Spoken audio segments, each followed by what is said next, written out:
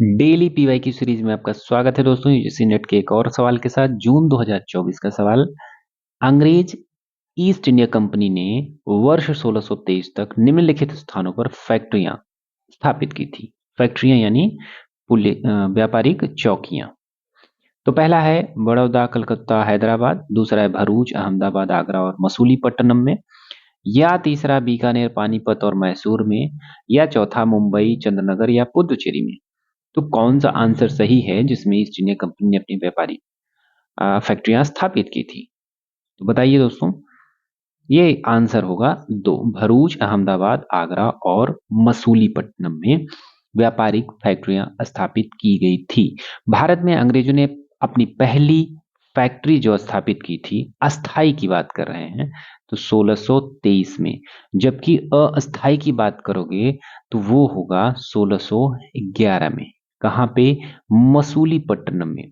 मसूलीपट्टनम में अस्थायी फैक्ट्री थी 1613 में। जहांगीर से अनुमति मिलने के बाद अंग्रेजों ने यहाँ पर पहली अस्थायी फैक्ट्री स्थापित की। ठीक है। तो और अन्य केंद्रों में सूरत की सफलता, जैसे ही ये 1613 में सूरत में हुई थी। तो सूरत की सफलता के बाद सर थॉमस रो के प्रयासों से अंग्रेजों को अन्य स्थानों पर भी व्यापार करने की अनुमति मिली। तो जो अनुमति मिली थी उसमें से भरूच, अहमदाबाद, आगरा और मसूलीपट्टनम थे, जो कि 1623 तक यहाँ पे व्यापारिक चौकियां स्थापित हो चुकी थी। कलकत्ता में, कलकत्ता की बात करें तो 1690 में कलकत्ता में, जबकि हैदराबाद में बहुत बाद में स्थापित होती है। बीकानेर और पानीपत में, बीकानेर और पानीपत में बिल्कुल स्थापित नहीं होती है फैक्ट्री। मुंबई में, मुंबई 1668 में मुंबई में अंग्रेजों को फैक्ट्री नहीं स्थापित हुई थी। 1668 में अंग्रेजों को तो मुंबई मिला था। और चंद्रनगर पुडुचेरी की जब बात होती है, चंद्रनगर पुडुचेरी, तो ये फ्रांसीसी बस्तियां थी, अंग्रेजों के पास नहीं थी। तो इस तरीके से दोस्तों ये सवाल था हमारा। और इसमें हमने कुछ और ऐड कर लिया है कि 1600 में इंग्लैंड की महारानी से चार्टर मिला था। कंपनी का उद्देश्य ये था कि शुरुआत में मसाले, कपास, रेशम और अन्य वस्तुओं का आयात निर्यात करेंगे। 1623 तक की कंपनी की बात होती है तो मुगल सत्ता से अनुमति प्राप्त कर रही थी, जगह जगह फैक्ट्री स्थापित करने की कोशिश कर रही थी। तटीय क्षेत्रों और बंदरगाहों पर भी फैक्ट्रियां बंदरगाहों पर ही फैक्ट्रियां बन रही थी। इसका रीजन ये था कि मुख्य भूमि पर उनके लिए अनुमति नहीं थी। इंपॉर्टेंट बात यह थी कि आंतरिक भाग में वही प्रवेश नहीं दिया गया था, जहांगीर ने बाद में दिया सूरत में। ठीक है, 1600 में, वही हम डिस्क्रिप्शन में यहाँ लिखा हुआ है, आप इसको आराम से पढ़ सकते हैं। ताकि आप अगर लिखना हो तो लिख सकते हैं। सवाली की युद्ध में पुर्तगालियों को हराने के बाद मुगल सम्राट जहांगीर से अनुमति मिलने के बाद 1613 में सूरत में उसकी पहली अस्थाई नहीं, अस्थाई, परमानेंट अस्थाई होती है 1611 में।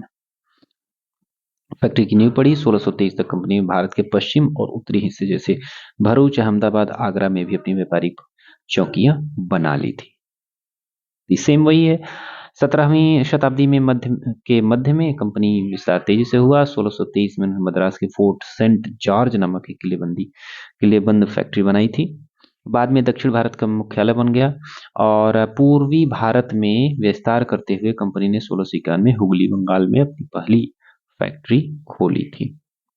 1668 में ब्रिटिश सम्राट चार्ल्स द्वितीय को पुर्तगालियों से दहेज में मिला मुंबई द्वीप कंपनी को 10 पाउंड सालाना किराए पर मिला, जो 1687 में सूरत की जगह कंपनी का पश्चिमी तट मुख्यालय बन गया। अंततः 1690 में कलकत्ता की स्थापना में फोर्ट विलियम का निर्माण किया गया, जिसमें 1700 तक कंपनी के राजनीतिक और व्यापारिक केंद्र के रूप में अपनी पहचान बना ली।